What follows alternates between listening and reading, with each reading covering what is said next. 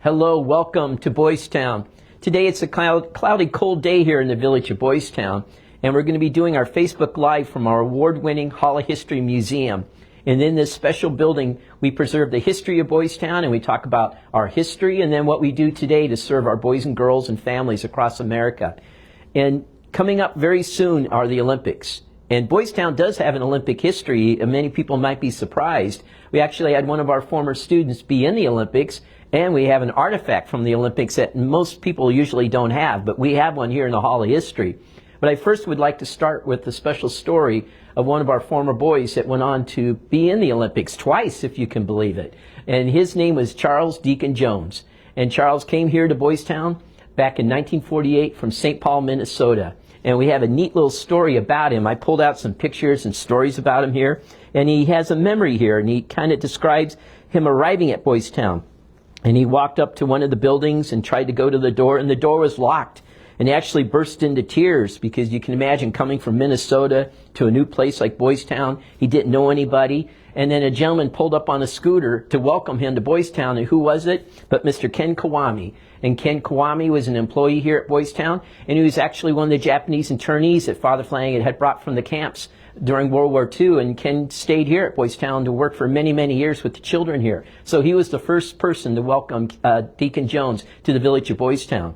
And once Charles Deacon Jones came here, everyone soon discovered he had a great sports background. That he was able to play a lot of sports, and he was very active in the community of Boys Town. He took every opportunity as a Boys Town citizen to be part of the community of Boys Town. So when he first moved into the dormitories, because he was a younger boy, he lived in the dormitories, and at that time we had something called intramural sports.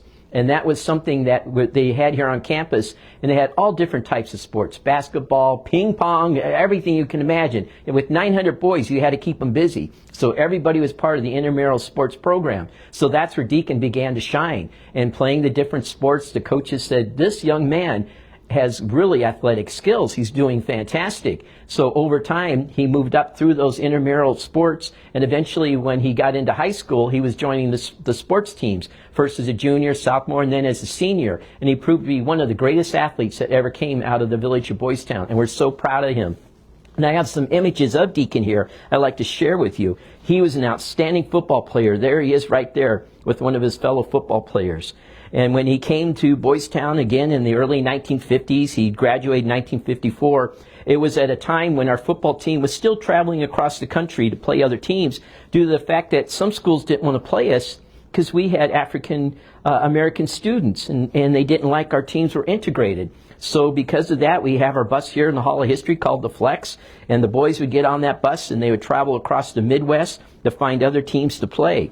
And so he was part of that special history. There he is running. He broke all types of records in receiving and catching here on campus at Boys Town and for the state of Nebraska. There he is actually blocking too. So we have an action shot of him blocking.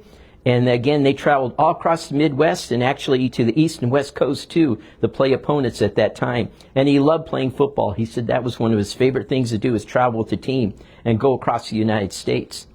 He was also great at track, and that's eventually what took him to the Olympics. And there he is right there in front with all the fellow track team members. And they became one of the greatest track teams in the state of Nebraska, winning many championships. Many of the boys you see pictured here had never had the opportunity to participate in a sport before. They came to live here in the village of Boys Town. So living at Boys Town, they had the opportunity to participate, be part of a team, and many of these gentlemen became lifelong friends. And even into their 80s and 70s, they still look at each other as their friend and their brothers because they lived here and they competed together in the village of Boys Town. There's Deacon doing the long jump.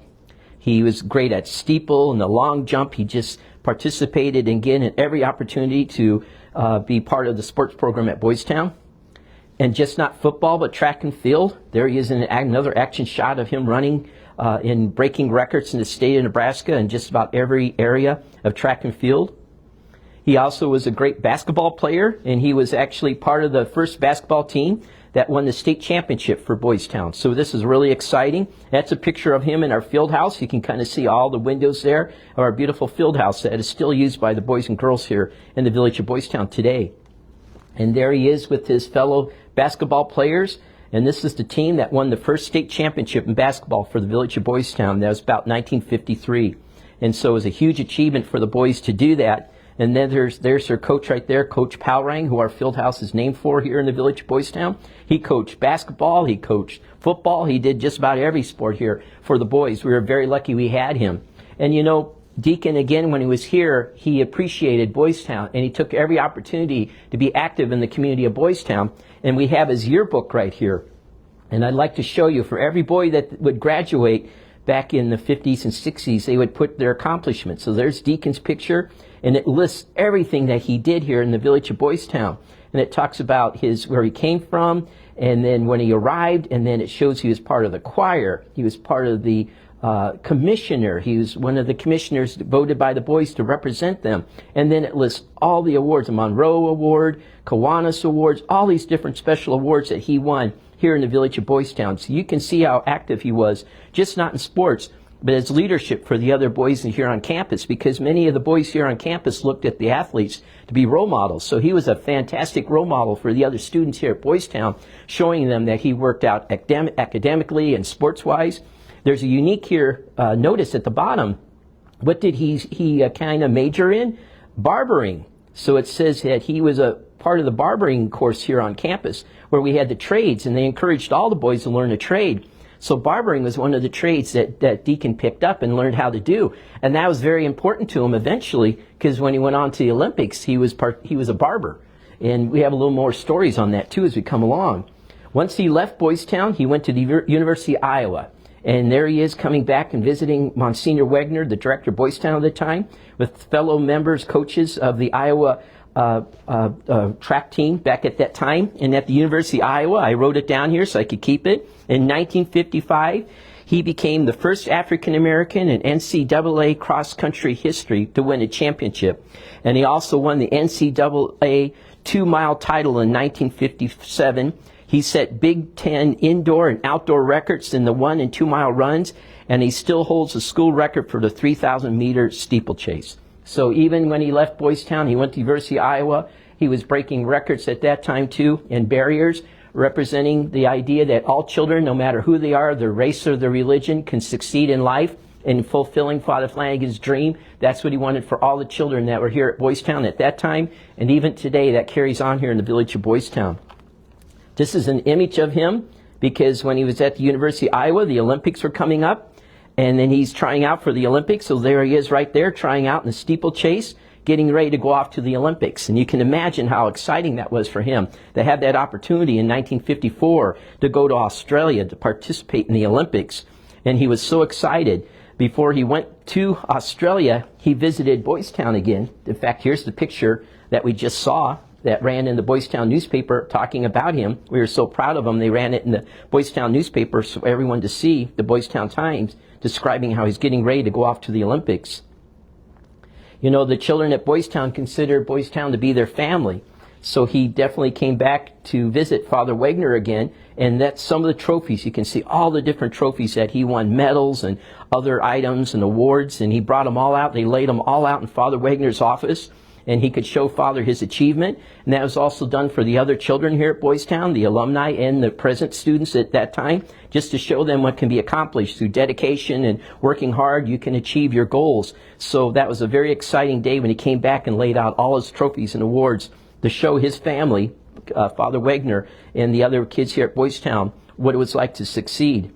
And when he went off to the Olympics, he participated in 1954 in Australia, and again in 1960 in Rome. He came in 9th in the steeplechase in Rome at that time.